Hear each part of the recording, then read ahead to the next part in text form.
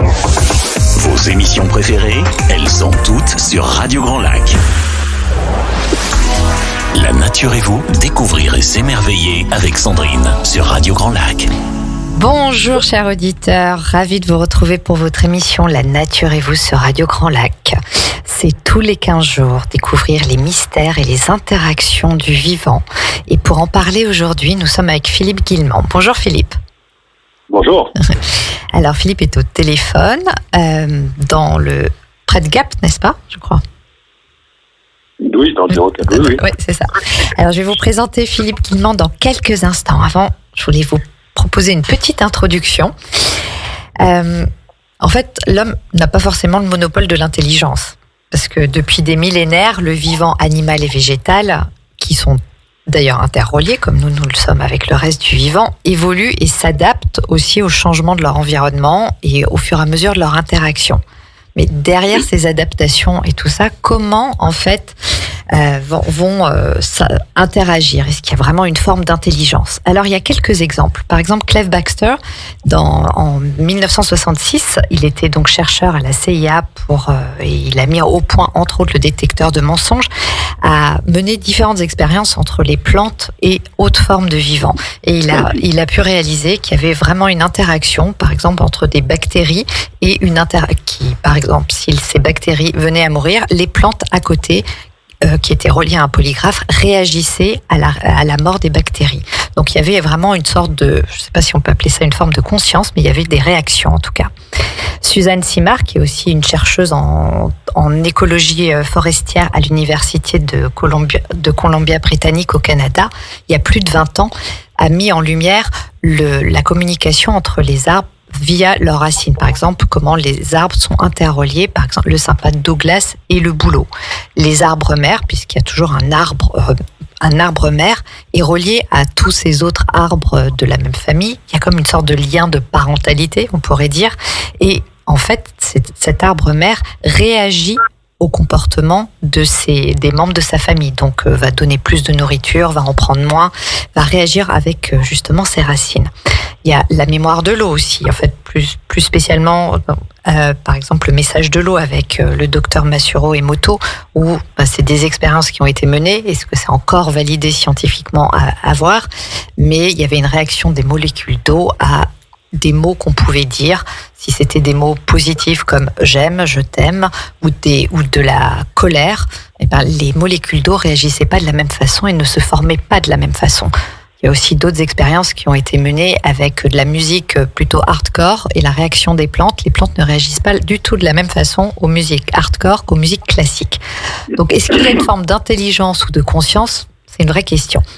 Mais à l'heure actuelle, avec Philippe Guillemant, ce qui va nous intéresser, c'est justement face à toute cette intelligence du vivant, l'homme, lui, n'a de cesse en fait de vouloir toujours contrôler et de dominer encore plus la nature. Et depuis une 60aine d'années, les recherches et la mise au point de l'intelligence artificielle sont vraiment en pleine expansion et on est en plein dedans. Donc, Philippe Guillemant, vous êtes ingénieur, physicien, retraité du CNRS et spécialiste de l'intelligence artificielle, de la physique théorique. Vous avez mené plusieurs publications en neurosciences, en intelligence artificielle et en physique théorique. Vous êtes auteur de plusieurs livres. Et déjà jeune, malgré tout, malgré peut-être au départ le côté matérialiste, voilà, il y avait aussi ce côté-là. Vous avez pu observer quand même que la nature avait peut-être un effet sur vous. Involontairement, vous me faisiez part que vous alliez apprendre, découvrir, lire toutes vos études en électronique au jardin du Luxembourg. Et vous avez observé que vous aviez une meilleure assimilation. À l'heure actuelle, vous adorez randonner et c'est le lieu justement où émergent de nouvelles idées qui vous permettent aussi de réfléchir et d'être plus au calme. Alors Philippe, la toute première question que je pose à chacun de mes invités est que représente la nature pour vous? Que représente la nature? Je suppose que c'est une question adressée à un physicien. Je vais répondre en tant que physicien alors. Ou en tant qu'homme, c'est bien aussi. Oui, la nature, c'est alors le physicien va la considérer comme le réel. Il va la décrire à partir de l'apparence du réel telle qu'elle est considérée espace-temps et matière. Mais en fait, les choses sont quand même plus compliquées que ça parce que tout cela dépend de l'observateur, tout cela dépend de l'entité, de la conscience, de la personne qui observe le réel. Si on est une fourmi, une coccinelle, un animal, on va pas du tout percevoir le réel de la même façon. Si on est une plante, si on est la Terre elle-même, puisque la Terre est un être vivant, on va pas du tout percevoir le réel de la même manière. Donc, ce qui veut dire que on peut pas décrire la nature sans parler de l'être qui l'observe, qui l'habite, qui réside. Et ceci d'autant plus que la physique aujourd'hui réduit l'apparence des choses à pas grand-chose. C'est-à-dire que tout est vibration. Voilà, pour résumer. C'est-à-dire que les physiciens se rendent compte que l'espace n'existe pas tel qu'on le perçoit, je peux revenir là-dessus plus tard, que la matière non plus, elle se réduit à des vibrations, que le temps n'existe pas non plus. Et donc, voilà, je viens de vous donner deux gros arguments qui laissent penser que la nature, c'est en fait le reflet de l'être qui y habite. Et cette façon de voir les choses, oui, parce qu'on projette nécessairement dans la nature ce qu'on est, pas à travers nos sens, parce que sans sens, avec des sens différents, on voit la nature différemment. Donc on devrait en conclure que la nature est le reflet de l'être qui l'habite, donc la nature humaine, la nature dans laquelle l'homme réside est le reflet de l'homme et justement ce divorce qu'il y a entre l'homme et la nature aujourd'hui, puisque l'homme détruit la nature, démontre une chose, c'est que l'homme ne se comprend pas lui-même. Et voilà, je pense que c'est la meilleure réponse que je puisse faire. D'accord. Et vous, comment vous vous sentez dans la nature ? Est-ce qu'il y a justement, vous la considérez comment ? Parce que c'est le regard de... Comment la considérez-vous, vous, la nature ? Enfin, vous, quand vous êtes dans la nature ? Moi, du point de vue personnel, étant donné que j'habite en montagne et que je fais souvent des randonnées, et ceci depuis longtemps, pour moi, la nature, c'est une source d'inspiration et je ne sais pas expliquer pourquoi. Je ne sais pas expliquer, c'est-à-dire que, par exemple, j'ai beaucoup travaillé, j'ai développé beaucoup de systèmes, de logiciels, d'intelligence artificielle par exemple, ou des gros problèmes de simulation numérique hyper casse-tête, des gros casse-têtes. Et lorsque je bloque devant mon ordinateur, ou même pas forcément, devant un problème, je vais dans la nature et je trouve toujours la solution. D'accord, donc finalement, est-ce que c'est un reflet, voilà, ça pourrait, si je rebondis un peu sur ce que vous disiez, c'est un reflet de l'homme, enfin de la personne qui le regarde, donc est-ce qu'il y a une vibration, il y a une relation entre les deux, est-ce qu'il y a une forme du coup d'intelligence ? Alors je dirais pas que ça vient du fait que la nature serait un reflet de mon être à ce propos-là. Je dirais plutôt que lorsque je bloque avec mon mental, j'ai besoin de revenir à plus de conscience, parce qu'au fond, c'est la conscience qui va me permettre de trouver la solution à mon problème, et pas le mental, ça faudra que j'explique ça. Et le fait de retourner dans la nature me fait retrouver cette partie de moi-même qui est plus consciente, c'est-à-dire la partie vibratoire de ma conscience. Et c'est avec la partie vibratoire de sa conscience que l'on crée du nouveau. C'est-à-dire le mental est toujours prisonnier du temps, le mental n'est pas créateur, le mental c'est un exécutant. Lorsqu'on a trouvé une idée nouvelle, le mental est excellent pour la mettre en œuvre, et là, je dirais qu'il n'y a pas spécialement d'intelligence, il y a des compétences. D'accord. L'intelligence, elle est plutôt dans le mécanisme qui fait qu'on trouve l'idée nouvelle. Et là, moi, ce que j'ai remarqué dans ma carrière et en allant de la nature, c'est que la nature m'aide c'est une source d'inspiration, c'est-à-dire la nature me permet de retrouver l'état de conscience qui me permet de trouver les idées nouvelles, de trouver les solutions. Alors justement, je vais rebondir, puisque la thématique de notre émission, ça va être l'intelligence artificielle versus l'intelligence du vivant. Si dans la nature, justement, ça vous remet, comme vous l'expliquez, en état de présence de votre conscience, comment vous définiriez pour vous l'intelligence et la conscience ? Quelle définition, comment vous le présenteriez ? Alors pour moi, qui ai bâti cette conviction personnelle au cours de décennies, parce que j'ai fait de l'intelligence artificielle au départ, en étant d'ailleurs matérialiste à l'époque où j'ai commencé. Pour moi, ma conviction personnelle acquise par mon expérience et aussi ma compréhension théorique des choses, il ne peut pas y avoir d'intelligence sans conscience. Voilà. Et l'intelligence est de la nature de la conscience. Alors, comment expliquer cela ? C'est pas si simple. Ça fait appel peut-être à des notions de physique quantique. Donc, j'hésite à les aborder. Alors, on va essayer de présenter les choses un peu différemment. Ce point de vue que j'ai là-dessus, ça vient du fait que j'ai compris que la conscience était complètement différente du cerveau. Ce qui ne veut pas dire qu'il n'y a pas une partie de la conscience qui est corrélée qui est corrélée au cerveau, bien évidemment, même pourquoi pas directement dépendante, fabriquée. Mais la nature de la conscience est en tout cas différente de la nature du cerveau. Le cerveau, c'est quelque chose, on va dire, de matériel. Alors que la conscience, en fait, pour moi, ne peut pas être matérielle. Alors ça, c'est quelque chose que j'ai compris par différentes sources, différentes réflexions. Ça peut venir de la physique. On peut déjà considérer que la physique nous invite à considérer la conscience comme quelque chose de différent du cerveau, parce que aujourd'hui, la physique la plus avancée se rend compte qu'on n'a pas besoin d'espace. Les physiciens détruisent l'espace. Les physiciens détruisent l'espace parce qu'ils trouvent que l'espace est courbé, qu'il est troué, qu'il est pixelisé, qu'il est en vibration et qu'en plus il est non local. C'est-à-dire que toutes les propriétés de l'espace disparaissent.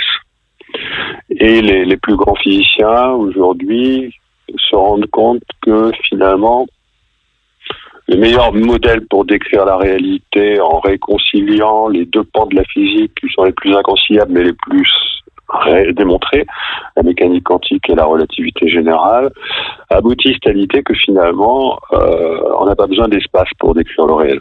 Parce qu'on a besoin des interrelations entre les objets de l'espace. Et donc vous avez trois choses. Vous avez les objets et leurs interrelations, vous avez l'espace censé contenir les objets, et vous avez la conscience de l'espace et de ces objets. Il y a un truc en trop là-dedans. La conscience, on peut pas l'éliminer. Les objets, on peut pas l'éliminer, mais l'espace, on peut l'éliminer puisque l'espace résulte naturellement de la conscience des objets. Et donc, ce que font les physiciens aujourd'hui, c'est qu'ils éliminent l'espace. Et en éliminant l'espace, il n'en subsiste pas moins que les caractéristiques de l'espace qui ne peuvent pas être éliminées sont toujours là, et ces caractéristiques sont vibratoires et elles sont donc intimement liées à la conscience. C'est-à-dire que quand on supprime l'espace, il subsiste tout de même ce qu'on ne peut pas retirer à l'espace, c'est-à-dire en physique, ce sont les vibrations intimes de l'espace-temps. Je citerai par exemple le grand physicien Roger Penrose, qui a reçu il y a quelques années un prix Nobel pour ses travaux sur les trous noirs. C'est aussi le père de la théorie de la conscience quantique.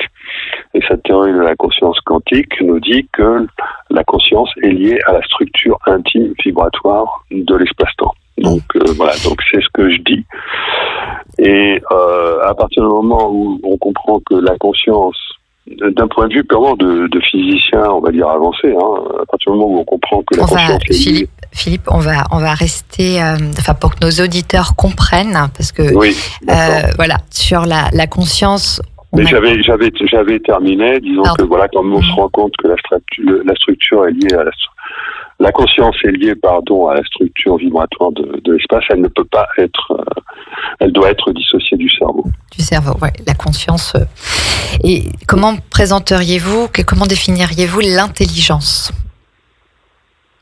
Alors, pour moi, l'intelligence, il faut donner une définition, mais bon, il est reconnu de manière consensuelle que l'intelligence, c'est la capacité d'adaptation face au réel, pour aller vers un comportement plus intelligent, donc meilleur qu'un autre comportement qui va assurer la survie de l'espèce, par exemple.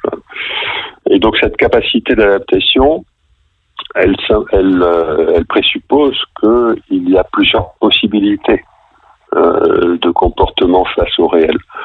Parce que s'il n'y avait qu'une seule possibilité, il n'y aurait pas d'intelligence. C'est-à-dire que si vous avez un programme, et aujourd'hui l'intelligence artificielle c'est toujours un programme, si c'est un logiciel, il a un comportement déterministe, d'accord, il ne fait pas de choix, ou alors s'il fait des choix, ces choix sont prévus d'avance par le développeur du logiciel, et on retombe quand même dans un processus déterministe, c'est-à-dire que ce ne sont pas de véritables choix, ce sont des règles.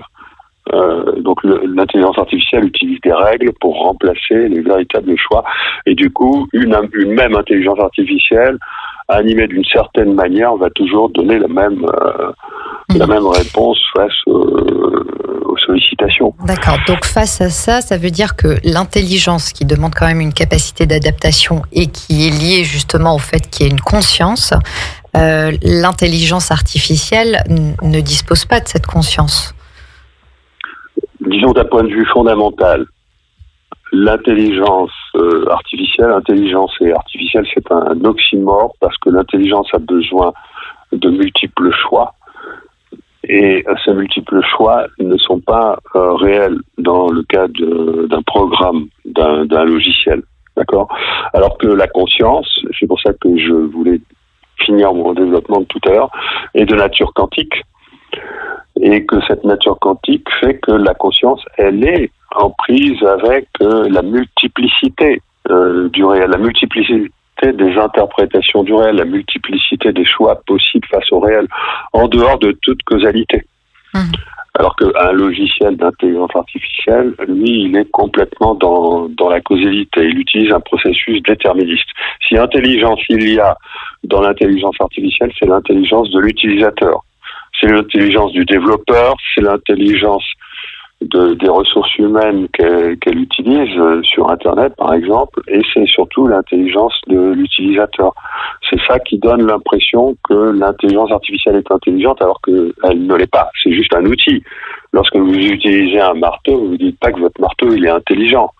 Même si vous utilisez un outil plus élaboré, même une voiture, c'est plus élaboré, vous ne dites pas que votre voiture est intelligente.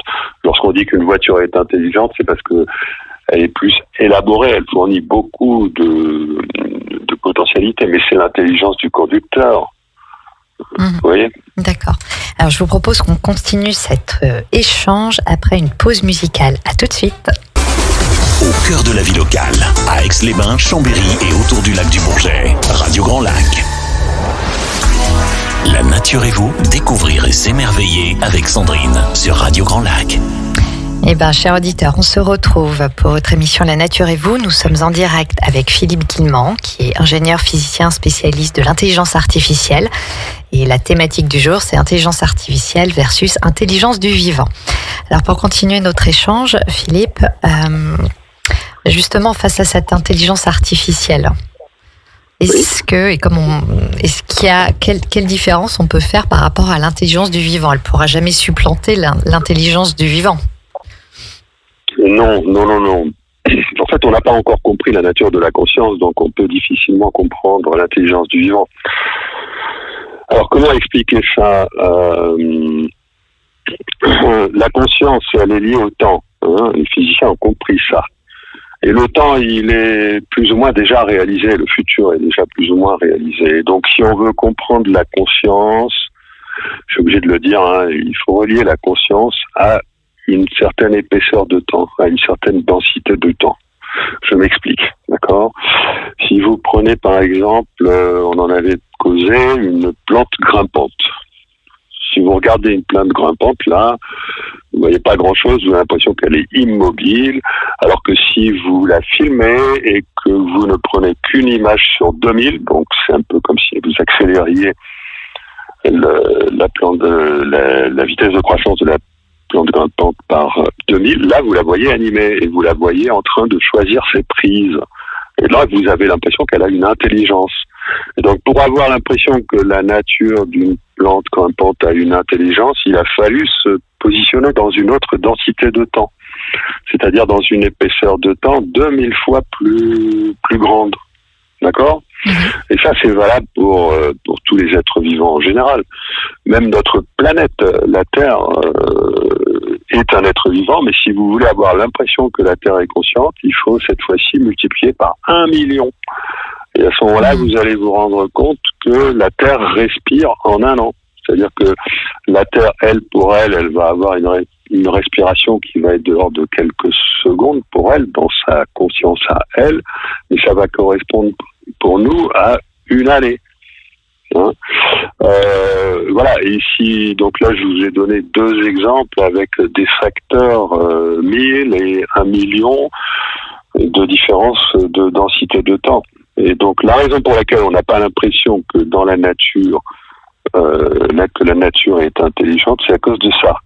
En fait, en réalité, la nature tire son intelligence de sa conscience, mais pour comprendre cette conscience, ce qui est lié au libre arbitre, qui est lié au choix, qui est lié à l'adaptation, qui est lié aux multiples potentiels, donc c'est pour ça que la conscience est quantique.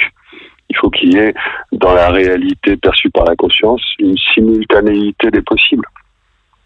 Et donc, pour comprendre ça, il faut se positionner dans la bonne densité du temps. Donc, pour un arbre, par exemple, ça va être peut-être un facteur 1000 aussi, ou je sais pas, ou peut-être beaucoup plus, ou moins, ça va dépendre de l'arbre. La forêt, peut-être, va avoir une conscience aussi. Et là, il va falloir choisir à chaque fois la densité de temps. Puis si on va à l'inverse, une mouche, par exemple, elle vit certainement dans une densité de temps, au contraire, beaucoup plus fine que la nôtre. Sinon, elle pourrait pas avoir d'aussi bons réflexes. Enfin, vous voyez, si on arrive à comprendre chaque être vivant, si on arrive à se situer dans la bonne densité du temps qui correspond à sa capacité à faire des choix, là, à ce moment-là, on arrive petit à petit à reconnaître l'intelligence de toute la nature, y compris des pierres, hein, y compris de la géologie, des formations montagneuses, etc. Et alors justement, il y a cette capacité d'adaptation, donc qui est cette forme d'intelligence.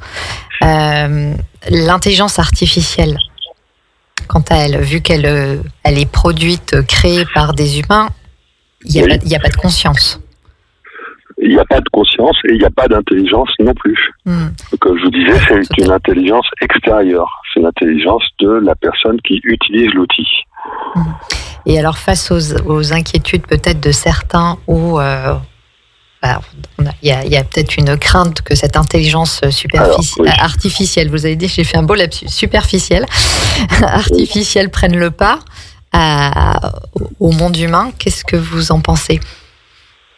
Alors moi, j'en pense que c'est une grosse mystification qui provient en partie d'une idéologie, c'est-à-dire il y a à la fois de l'idéologie et de la mystification. L'idéologie, c'est par exemple l'idéologie de l'université de la singularité qui a pris naissance dans les années 2004-2005 aux États-Unis, qui conduit au transhumanisme. Et la mystification, c'est l'intérêt du mouvement mondialiste actuel. On voit bien qu'il y a une volonté mondialiste d'aboutir à une gouvernance mondiale pour résoudre, par exemple, les problèmes climatiques, etc. Mais ça, c'est dans un paradigme matérialiste que ça se situe, et donc c'est complètement faussé. Par contre, cette mouvance a compris que si on fait accepter au peuple l'idée qu'une intelligence artificielle peut être plus intelligente qu'eux, plus compétente qu'eux, voire même avoir une conscience, alors le peuple va s'aligner, va accepter de se discipliner. Donc c'est important de montrer de faire croire aux gens que l'intelligence artificielle peut être plus intelligente que. Alors c'est faux, c'est une grosse mystification qui a un intérêt purement politique. Il y a donc à la fois de l'idéologie fausse, une idéologie matérialiste là-dedans, et une mystification avec des objectifs géopolitiques. Bon, et moi ce que j'ai compris, c'est que de toute façon la conscience ne peut pas provenir du cerveau, non seulement pour les raisons que je vous ai expliquées tout à l'heure, mais parce que en tant qu'ingénieur en intelligence artificielle, j'en ai construit des cerveaux, et j'ai petit à petit compris que la mémoire ne pouvait pas venir du cerveau, et dans un deuxième temps, j'ai compris que la conscience elle-même, la conscience visuelle, ne pouvait pas non plus provenir du cerveau. Et c'est grâce au progrès de la physique avancée que j'ai fini par dissocier la conscience de la matière, c'est-à-dire que ça ne veut pas dire qu'il n'y a pas quand même une unité entre la conscience et la matière, mais ça veut dire que la matière est une cristallisation de la conscience, et non pas la conscience un produit de la matière. Je suis pas dualiste. La matérialiste, c'est un peu, si vous faites de la physique des vibrations, de la physique des ondes, vous vous rendez compte qu'il y a des phénomènes de densification qui sont dus à la résonance. Si vous regardez ce qui est densifié dans un phénomène de résonance, on peut le considérer que c'est comme analogue à de la matière, c'est rigidifié, alors qu'au départ c'est un champ, c'est ondulatoire. On va dire que la conscience, c'est l'onde de la particule. On peut dire les choses comme ça pour être vraiment très radépacrétin, mais bon, l'onde, on sait que c'est quelque chose qui n'est pas déterminé, qui supporte de multiplicité de choix, alors que la matière, elle est déterminée. L'intelligence artificielle, elle est dehors de la matière, elle est déterminée. Donc elle n'est pas intelligente. La vraie intelligence a besoin de l'adaptation, donc de pouvoir faire des choix, donc ça allait de l'ordre de la conscience. Très bien. Écoutez, j'aurais encore plein de questions, mais malheureusement le temps indique que bientôt on va devoir finir l'émission, et vous allez bientôt être à Aix-les-Bains. Vous serez à Aix-les-Bains le 9 février pour justement un ciné-débat.